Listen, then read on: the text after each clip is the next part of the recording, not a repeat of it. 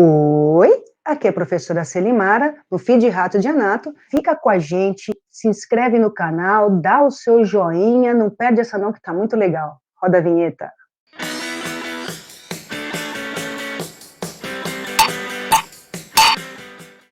Queria, antes de mais nada, agradecer pelo convite.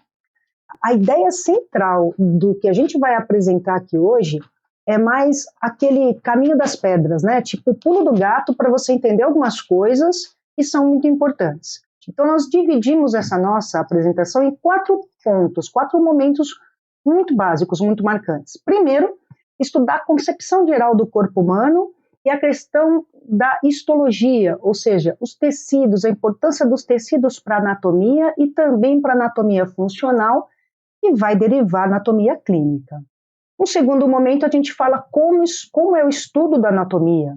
Tá? Depois a gente fala sobre os planos e eixos. A gente termina com terminologia. Então, esta primeira parte é uma viagem pelos tipos de tecido para você conseguir entender a constituição anatômica, sabe? Se a gente não souber isso, não souber a função básica, a gente não consegue amarrar a importância anatômica de muitas coisas que a gente vai falar agora. Bom, uma célula, ela não veio da célula, ela veio dos átomos que se organizaram em moléculas, formou a célula. Um conjunto de células semelhantes forma o tecido. O tecido se organiza em um órgão. Organiza em um órgão? Tudo bem, vai. Os tecidos se organizam em um órgão e os órgãos se juntam para formar sistemas. E os vários sistemas constituem o corpo.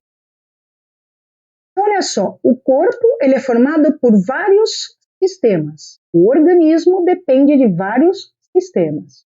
Os sistemas são formados por vários órgãos. Esses órgãos, veja aqui o exemplo do estômago.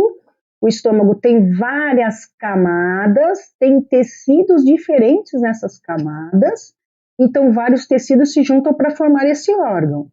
E vamos pegar o estômago como exemplo para a gente entender como que esses tecidos se organizam. Então, no estômago, como em praticamente todo o tubo digestório, nós temos 4 camadas básicas. Uma camada mais interna, aqui é onde ficaria, ó, essa região aqui é a luz do estômago. Esta camada primeira aqui é a mucosa do estômago. A segunda, a submucosa, a muscular e a camada serosa, que é a mais externa, certo? Vamos olhar, então, a camada mucosa do estômago para ver que tipo de tecido forma. Então, a camada mucosa do estômago é essa aqui, ó. A gente aumentou, colocou naquela lâmina, um aumento maior lá na mucosa, e a gente enxergou isso aqui. Esta aqui é a região do lúmen, do estômago, e veja como todas as células aqui, elas estão uma do ladinho da outra, todas juntinhas, formando uma barreira.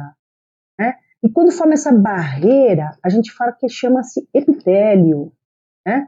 Então, o tecido epitelial, ele tem, veja que a gente tem na mucosa, esta porção cor-de-rosa aqui, bem mais lilás, né? Mais escura, que você está vendo de várias células. Você tem outro tipo de tecido aqui, que é o tecido glandular. Então, o tecido epitelial, qual que é o lance dele? As características. Ele tem células muito próximas. Porque isso aqui é diferencial. Tecido epitelial, as células vão estar juntinhas, próximas, quase sem matriz extracelular. Então, ela tem que ficar uma juntinha da outra para evitar que haja transpasse desta barreira. Ele vai ter a seguinte função. Dependendo do tipo na evolução dele, ele pode ser tecido de revestimento, que vai formar barreiras, ou ele pode desenvolver a capacidade de secreção, e aí ele passa a ser tecido glandular. E aí, se você olhar uma glândula, a parede da glândula também é feita todas as células juntinhas, uma do ladinho da outra ali, fechadinha, a glândula fica fechada lá, pode ser cordonal, pode ser... Aí tem uma subclassificação, e para a gente aqui, por enquanto, não interessa. Para a gente interessa a gente sacar isso aqui, o tecido de revestimento tem a função de revestir superfície externa do corpo e também as superfícies internas do corpo, ou seja, reveste o interior de órgãos ocos, cavidades, ductos. Eu sempre digo o seguinte, tecido epitelial de revestimento você compara com tinta na parede. A parede é a estrutura. Você passa uma tinta por dentro e você passa uma tinta por fora. A tinta de dentro, geralmente, ela é menos resistente do que a tinta de fora da casa. A tinta de fora da casa vai chover, vai pegar vento, etc. Tal. Então, ela tem um tipo de constituição. A tinta que você passa dentro da parede, parte de dentro, na face interna da casa, é um pouquinho diferente. Tem a mesma função, que é proteger aquela.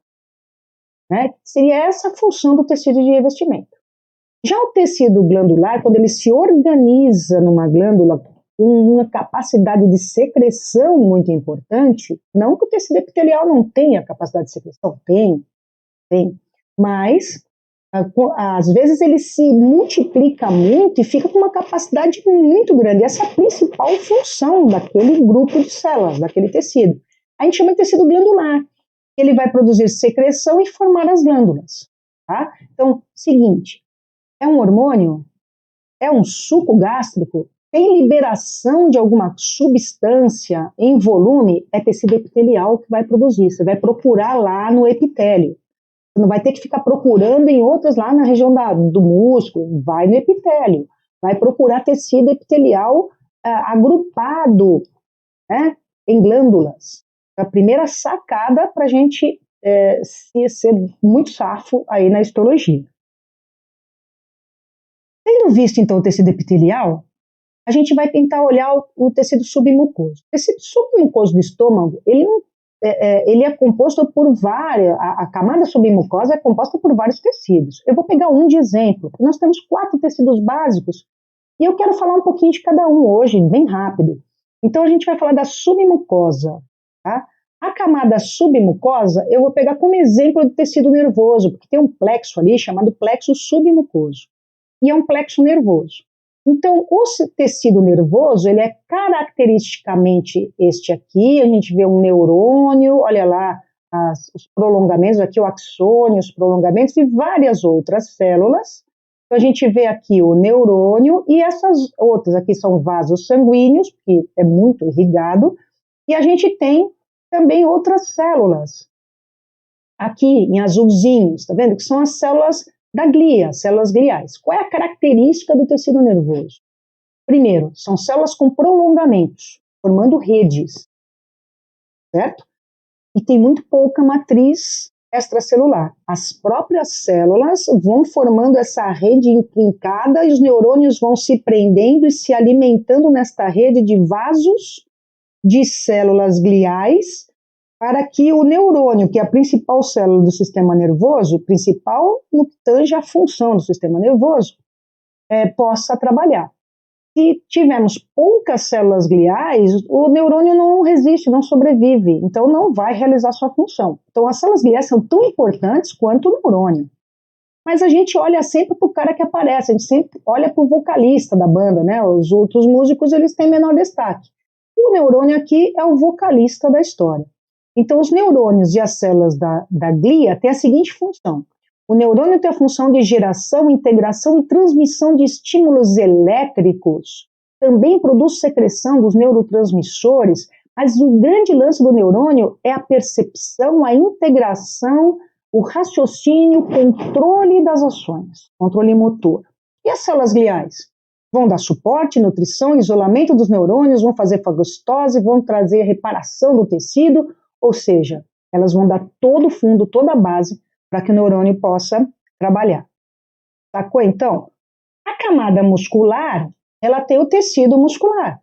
Né? O tecido muscular, ele tem características seguintes, células alongadas. Primeira coisa, célula longa, tá? Umas mais do que as outras. E são chamadas fibras musculares, tem pouco material extracelular também, grande quantidade de proteínas contráteis, actina e miosina, né? E a função dele, capacidade de gerar movimento, realizar ação, de realizar tensão, tracionar ossos ou movimentar o tecido, mas existe uma contração que vai acontecer que vai gerar movimento. Durante esse movimento ele produz calor, né? Porque gasta muito ATP e produz calor, então acaba sendo uma função importante da musculatura, também a produção de calor, para regular o equilíbrio térmico em determinadas situações. O músculo liso, que é aquele que está nas nos órgãos do corpo, ele tem núcleo centralizado, veja que as fibras musculares, as células são alongadas, ele tem o núcleo bem centralizado e é de contração involuntária, ou seja, a gente não comanda, o sistema nervoso comanda involuntariamente lá pelo sistema nervoso autônomo, né, simpático e parasimpático. O músculo estriado esquelético também tem células longas, mas olha só, os núcleos eles são periféricos, já são diferentes deste, ó, os núcleos periféricos, enquanto o músculo liso é núcleo centralizado. E aparecem essas estrias, né? Essas estrias é da organização da actina e miosina, porque esse músculo produz uma tensão de contração muito maior, né? Então ele tem uma organização bem típica que vai formando as bandas, banda A, banda I, zona H, e ele tem contração voluntária, ou seja, o músculo esquelético a gente controla quando a gente quer, né? Nós temos controle total, voluntário, sobre essa contração. E o músculo cardíaco é meio um mix de tudo isso, porque ele lembra muito o músculo estriado, ele tem estrias, sim, ele apresenta as bandas, mas ele apresenta algumas formações que você vê aqui, que você vê aqui, que você vê aqui, aqui, que são os discos intercalares, responsáveis por propagar o impulso nervoso no coração com uma velocidade muito grande, fazendo com que ele seja um sincício funcional, e ele tem contração involuntária. Acho que a gente não manda no nosso coração, né? Nem na questão emocional, tampouco na questão física. Não dá para você falar assim, para de contrair agora o coração. Eu tenho que criar uns negócios diferentes, eu tenho que inspirar, expirar, relaxar meu corpo, eu tenho que induzir menor necessidade metabólica para que o coração diminua a frequência cardíaca. Mas eu não consigo controlar voluntariamente. Ficou claro isso? Tudo bem? Por último, a serosa, que é o tecido conjuntivo. E aqui é o desespero, meus amigos, porque tem tanto tipo de tecido conjuntivo, mas tanto tipo de tecido conjuntivo que a gente endoidece. Mas, principalmente, qual é a característica dele? Ele vem do mesoderma. Então, ele se chama mesênquima, o tecido base chama-se mesênquima. Ele é constituído por muitos tipos celulares diferentes, mas o que eles têm muito em comum? A matriz extracelular é abundante, o que não tem nos outros. Este tem matriz extracelular abundante, é uma grande diferença. Tá? E ele tem várias combinações de células e de matriz extracelular. Tá? E faz muitas funções. Então, só para você ter uma ideia, tudo isso aqui é tecido conjuntivo. Isso aqui. Qual a função básica do tecido conjuntivo? É o tecido mais resistente do nosso corpo. Põe isso na cabeça. É o tecido mais resistente do nosso corpo. O lance dele é sustentar o corpo, é proteger, criar compartimentos, locais fechados, para que o povo fique por ali e não saia dali. Preencher, se tiver muito espaço vazio, ele tem que ir lá dar uma preenchida. Armazenar. E aí a gente fala de energia, né? Preenchimento e armazenamento é basicamente função dos lipídios, da gordura. Difusão de substâncias, favorecer a difusão de substâncias por difusão na sua matriz, fazer defesa e também produzir secreção. Então, quase todos os tecidos conseguem produzir secreção, mas o que é bom nisso é o tecido epitelial. Quase todos os tecidos conseguem conduzir a eletricidade, mas o cara que é bom nisso é o tecido nervoso. Todos os tecidos conseguem realizar algum tipo de movimento, mas o cara para fazer o movimento é o tecido muscular. E o cara que vai sustentar, proteger da resistência ao corpo é o tecido conjuntivo. Então, toda vez que a gente está falando que é uma proteção, é tecido conjuntivo. Dá para você sacar por que vasos, por que nervos preferem trafegar pelo tecido conjuntivo? Óbvio, tem que ter tecido conjuntivo para os nervos passarem. Quando a gente falou da mucosa, lá da submucosa, eu falei assim, ó, não tem só tecido nervoso, tem bastante tecido conjuntivo ali também. E tipos de tecido conjuntivo, você tem, por exemplo, tecido ósseo, tecido cartilaginoso. Tecido ósseo é o tecido conjuntivo mais rígido que existe, porque é mineralizado. Tecido cartilaginoso, ele é rígido, mas não é tão rígido, né? Então ele é firme, resistente, mas não é rígido. e ele tem muito colágeno. Você tem o sangue, o sangue é um tipo de tecido. Para mim foi um pouco difícil sacar isso, sabe? Porque tecido para mim tem que ser uma coisa tecido, sabe? Tecido, uma coisa palpável. Quando eu falo assim, sangue é tecido, não, você está de zoeira. Não, quer dizer, conjunto de células que tem a mesma função, só que é um tecido líquido, né? Não é um tecido firme, né? Sólido, é um tecido líquido. E a gente fica um pouco, é difícil acomodar isso, mas com o tempo você vai entendendo pelos conceitos básicos, ok? Fechou essa primeira parte? Então vamos lá, muito bem-vindos vocês, vamos começar a viajar pelo corpo humano. Então, o corpo humano, ele é só um corpo, ele é um grupo de células, ou ele é uma sociedade de células? Então, se a gente parar e pensar como que nós existimos na sociedade, nós somos pessoas, indivíduos, né? Na sociedade, nós somos um e nós nos relacionamos num coletivo. O que é um cidadão? Cidadão é uma pessoa que vive em sociedade, né? Dentro da cidade, organizada, etc. O que é uma célula? A célula é a menor parte do ser vivo, estrutural e funcional. Estrutural porque ela é daquele jeito, funcional porque ela funciona daquele jeito. Este ser deste jeito faz com que ela consiga trabalhar desta forma. Então, se a gente comparar, nós, pessoas na sociedade, somos muito parecidos com a célula dentro do nosso corpo. As células não vivem sozinhas. As células se organizam em tecidos.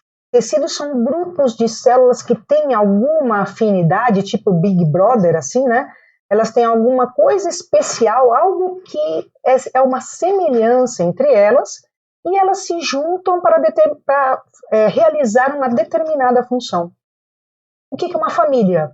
Uma família é um grupo de pessoas que tem uma certa intimidade, que tem uma certa relação, que essa relação é importante, que tem parentesco e que vivem na mesma casa. E que o funcionamento dessa casa tem que estar equalizado. Então, tudo que está acontecendo ali, todo mundo tem que colaborar, todo mundo tem que cooperar para que a casa, a família, esteja bem. Vamos pensar que as famílias estão morando, cada uma delas, nas suas casas.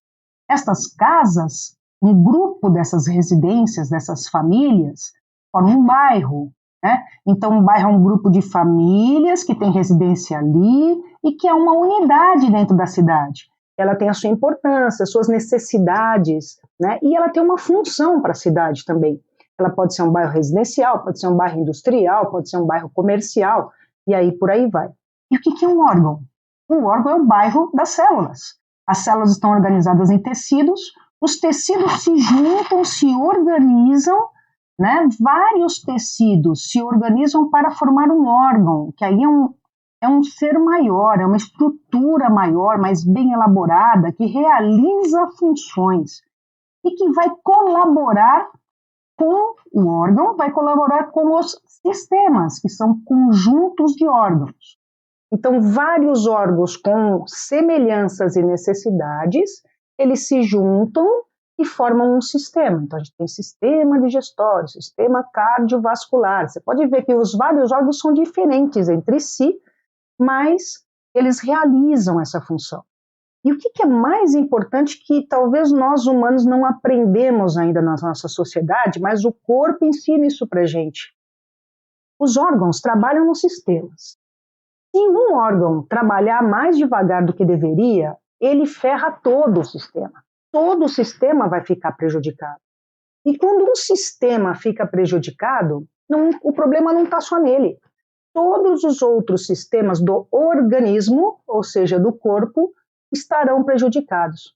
Ou seja, se uma única célula se modificar, mutar, para sair daqui e for para um outro lugar, e ali ela contaminar outras células, for modificando, uma única célula ruim pode fazer com que vários tecidos fiquem doentes e que vários órgãos fiquem com a sua função deficiente e o organismo como um todo, o corpo como um todo, não vai responder bem.